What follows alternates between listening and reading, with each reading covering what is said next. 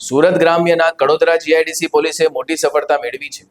રસ્તા પરથી રાહદારીઓના મોબાઈલ આંચકી લેનારી ગેંગના 2 રીઢા તસ્કરોને 25 ચોરીનો મોબાઈલ, 1 મોટરસાયકલ અને રોકડ રકમ સાથે ઝડપી લીધા છે. કુલ મુદ્દામાલની કિંમત ₹3,20,198 જેટલી છે.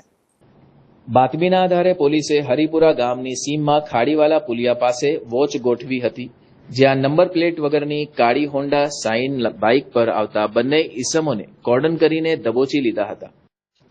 ઝડપાયેલા આરોપીઓમાં દીપકભાઈ રાકેશભાઈ વસાવા, સાહિલ છનાભાઈ રાઠોડ બંને રીઢા ગુનેગાર છે.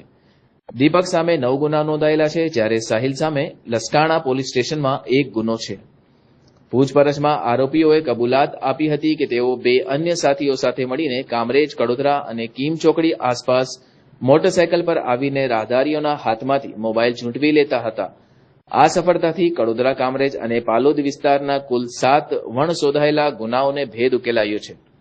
આ ઓપરેશન સુરત વિભાગના પોલીસ મહાનિરીક્ષક પ્રેમવીરસિંહ અને સુરત ગ્રામ્યના પોલીસ અધિક્ષક રાજેશ ગઢિયાના માર્ગદર્શન હેઠળ કામરેજ ડિવિઝનના વિભાગીય અધિકારીના નેતૃત્વમાં Kadodara GIDC police inspector V.A. દેસાઈની ટીમે સફળ બનાવ્યું હતું.